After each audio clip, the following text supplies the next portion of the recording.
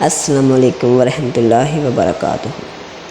اسلام نے عورت کو حقوق دیے، اسے عزت و عظمت اور مرتبہ عطا کیا، لیکن اس کے ساتھ ساتھ اسے نفس کے بندوں اور شکاریوں سے بچانے کے لیے اس کی عزت و عصمت کی حفاظت کی خاطر اس پر کچھ پابندیاں بھی لگائی ہیں۔ ان پابندیوں میں سب سے بڑھ کر اور سب سے اہم پردہ ہے، جس کے سبب عورت اپنی عزت و عصمت کی حفاظت کر سکتی ہے اور دور تک تعقب کرنے والی ہوسناک نظروں سے اپنے آپ کو بچا سکتی ہے۔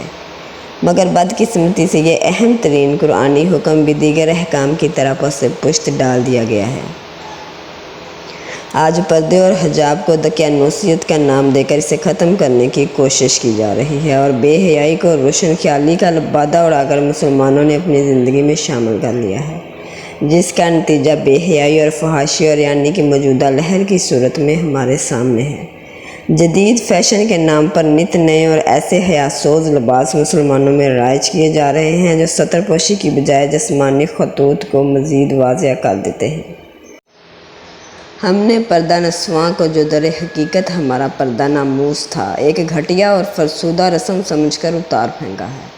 یاد رہے، پردہ کوئی رسم نہیں جسے اتار پھینکنے میں کوئی حرج نہیں، بلکہ یہ قرآنی حکم ہے اور مسلمان خواتین پر فرض ہے۔ قرآن مجید میں اللہ تعالیٰ نے اسے مومن خواتین کی پہچان قرار دیا ہے۔ ارشاد ہوتا ہے ذَلِکَ أَدْنَىٰ أَن يُعْرَفْنَ، اس سے ان کی پہچان ہو جایا کرے گی۔ پردہ اسلامی معاشرے کی پہچان اور بنیاد ہے، جس سے حیا اور تقویٰ فروغ پاتے ہیں۔ حیا کو حضور صلی اللہ علیہ وآلہ وسلم نے نصف ایمان قرار دیا ہے اور تقویٰ تمام اعمال حسنہ کی روح اور جڑ ہے۔ اس لیے جس معاشرے میں پردہ نہیں ہے وہ اسلامی معاشرہ ہرگز نہیں ہو سکتا۔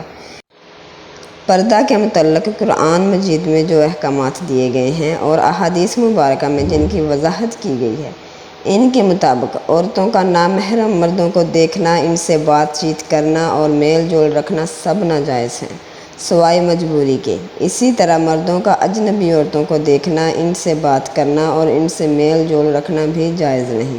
عورتوں کا پردہ کے بغیر گھر سے باہر نکلنا، بازاروں میں ننگے منہ سر شاپنگ کرنا، مردوں کے شانہ بشانہ بے پردہ سیر و تفریح کرنا سب ناجائز ہیں، کیونکہ عورت چراغ خانہ ہے، شمع محفل نہیں۔